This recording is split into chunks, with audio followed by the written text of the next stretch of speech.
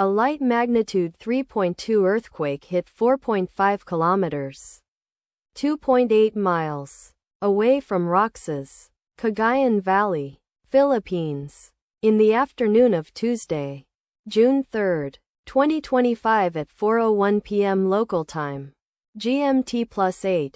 The quake had a very shallow depth of 14 kilometers, 9 miles, and was not felt, or at least not reported so.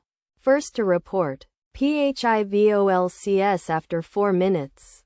The earthquake occurred 3 hours after a magnitude 3.2 earthquake had hit on Tuesday, June 3, 2025, at 12:36 p.m.